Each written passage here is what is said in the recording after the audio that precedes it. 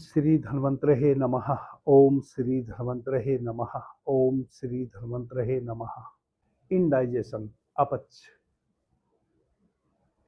भोजन का सही समय पर डाइजेस्ट ना होना, परिपाक ना होना एक साधारण सी व्याधि लगती है, परंतु यह साधारण सी दिखने वाली व्याधि साधारण नहीं है। यह बहुत खतरनाक व्याधि है।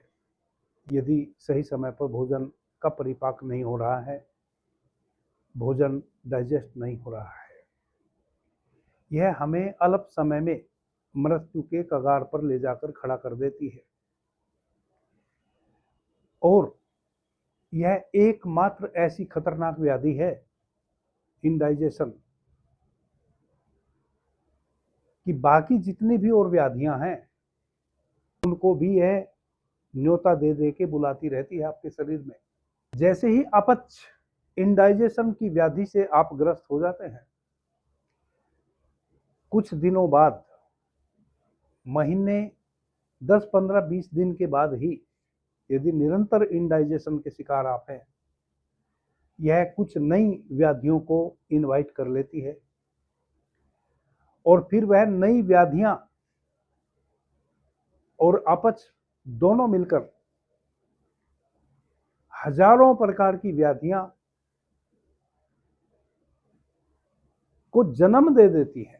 फिर इनको इनवाइट भी नहीं करना पड़ता, यह स्वयं ही हजारों प्रकार की व्याधियों को फिर अंदर जन्म देने लगती हैं और बहुत ही कम समय में, अल्प समय में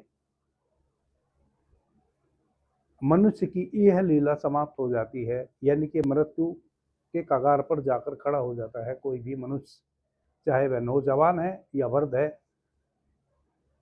या नवजात शिशु है। आदरणीय मित्रों, हमारे शरीर में प्रतिदिन जो भी भोजन हम ग्रहण करते हैं उसकी आवश्यकता कहाँ पड़ती है शरीर को? 7 धातुएं प्रतिदिन भोजन से निर्मित होती हैं हमारे शरीर के भीतर। वह इतनी ही अनिवार्य है प्रतिदिन जितनी अनिवार्य हमारी श्वासें हैं और श्वास के माध्यम से आ रही ऑक्सीजन है और प्राण तत्व है। प्रत्येक आती जाती श्वास के माध्यम से प्राण तत्व हम भीतर लेते हैं, जो हमारे शरीर की 72,000 प्राणवाहिनी नाड़ियों का भोजन है, जिसके कारण हमारे शरीर में विद्युत है, गर्मी है, शक्ति है। जिन चीजों से हमारे शरीर का निर्माण हुआ है वह तो 7 धातुएं हैं, जो कि प्रतिदिन हमारे शरीर में खर्च होती हैं वह धातुएं, और जो हम भोजन लेते हैं उससे फिर वापस उन धातुओं का निर्माण होता है। और 7 धातुओं का निर्माण तभी हो पाता है हमारे शरीर में भोजन से, जब भोजन सही समय पर डाइजेस्ट हो। अगर इंडाइजेशन हो जाए तो भोजन देर से पचेगा, या कहें कि भोजन डाइजेस्ट ही नहीं होएगा, भोजन सड़ेगा। उस सड़े हुए भोजन से पहली तो बात कोई रस इत्यादि बनेगा नहीं, और यदि रस बना भी तो वह विषाक्त बनेगा। अब विषाक्त रस से जो रक्त बनेगा, मेद बनेगा, मज्जा बनेगी, अस्थि बनेगी, वीर्य बनेगा, वह सब अशुद्ध ही बनेगा, या पहले से जो शुद्ध है उसको भी अशुद्ध कर देगा, और हम नाना प्रकार की व्याधियों से घिर जाएंगे। इतना खतरनाक सिद्ध हो सकता है यह अपच, यानी कि इंडाइजेशन। सबसे पहले तो जैसे ही हमें इंडाइजेशन हो जाए, 2-3 चीजों का निरंतरता से हमें ख्याल रखना चाहिए। वह यह है कि तुरंत हम सुपाच्य भोजन लेना शुरू कर दें अल्प मात्रा में, जैसे ही इंडाइजेशन हो जाए। क्योंकि इंडाइजेशन होने के पीछे बहुत सारे कारण हैं, जिसमें सबसे बड़ा कारण तो यही है कि जब हम अनावश्यक चीजें ठूस ठूस कर खाना शुरू कर देते हैं तो कुछ दिनों के बाद हमारा पाचन संस्थान, यानी कि हमारा अग्नाशय में जो अग्नि प्रज्वलित होती है भोजन को डाइजेस्ट करने के लिए, वह मंदिन पड़ जाती है और भोजन को सही समय पर डाइजेस्ट करने में अक्षम हो जाती है, और जैसे जैसे फिर यह प्रक्रिया प्रतिदिन होने लगती है, फिर हम सच में ही इंडाइजेशन के शिकार हो जाते हैं। तो सबसे पहले तो हमें अल्पाहार लेना शुरू कर देना चाहिए कुछ दिनों के लिए, और वह भी सुपाच्य भोजन के रूप में। एक बात। दूसरी बात, बहुत साधारण सी औषधियों से वापस से पाचक रस आपके अग्नाशय में बनना शुरू हो जाएगा और भोजन सही समय पर डाइजेस्ट होने लगेगा। उसके लिए बहुत हल्की फुल्की कुछ औषधियां हैं। वैसी ही एक औषधि है जायफल। एक ही दिन में यदि आप इंडाइजेशन के शिकार हैं, केवल एक दिन में आपको 90% तक रिलीफ मिल सकती है केवल जायफल के छोटे से प्रयोग से। एक दो जायफल ले आए, जायफल का गुद्दा उतार लें,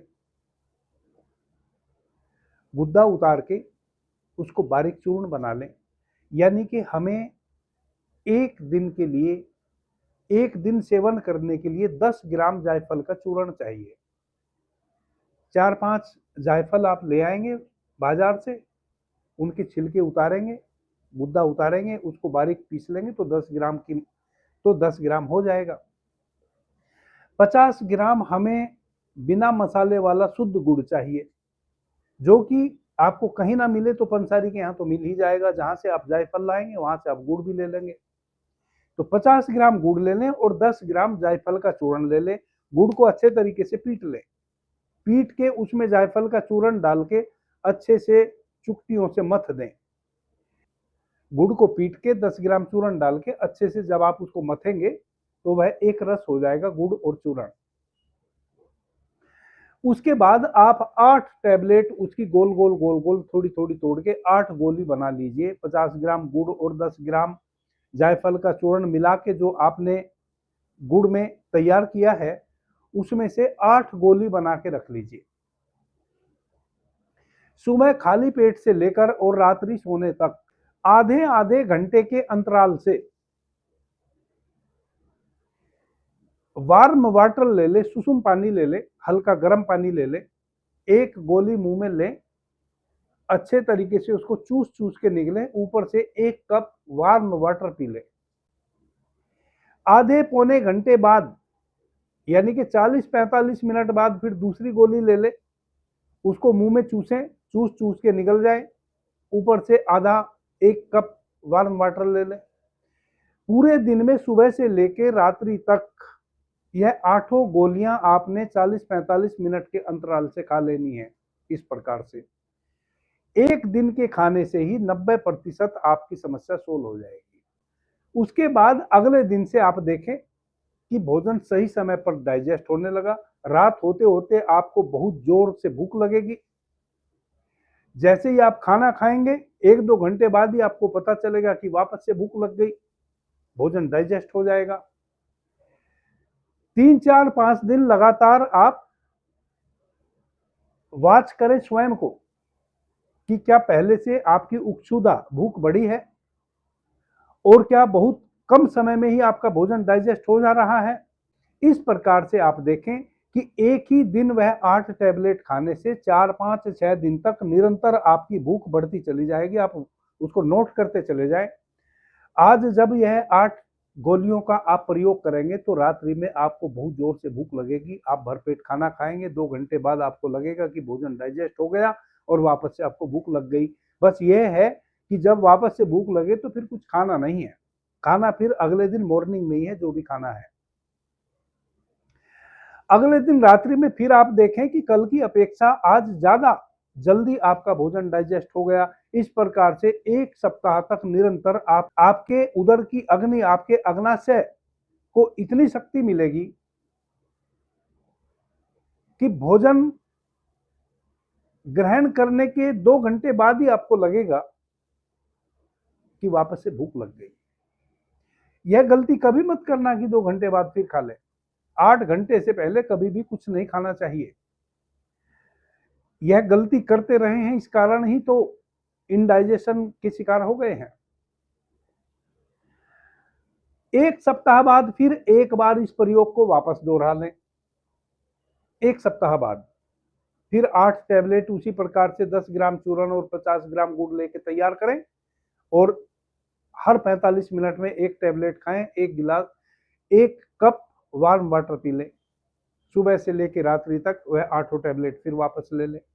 इस प्रकार से 1 सप्ताह गैप देके दोबारा आप 8 टैबलेट ले लें और यह 2 बार सेवन करने से ही आप लकड़ पत्थर सब हजम करना शुरू कर देंगे। फिर कभी 6 महीने 1 साल बाद वापस से इनडाइजेशन की स्थिति बने, कोई गलती आपको खाने पीने में हो जाए, वापस से आप इस प्रयोग को दोहरा लें। यदि घर में कोई छोटा बच्चा है तो उसको ना दें। 8 साल से कम आयु वाले बच्चे को यह औषधि ना दें। 8 साल से 12 साल तक के बच्चे को आप 25 ग्राम गुड़ और 5 ग्राम चूर्ण में 8 टैबलेट तैयार करके दे सकते हैं। 12 वर्ष आयु वर्ग के ऊपर आप किसी को भी उस अनुपात में दे सकते हैं जो मैंने पहले बताया। अभी के लिए इतना ही। आपने मुझे ध्यान से प्रेम से सुना, उससे मैं बहुत अनुग्रहित हूँ। सभी मित्रों को मेरा प्रणाम, धन्यवाद। हर हर महादेव।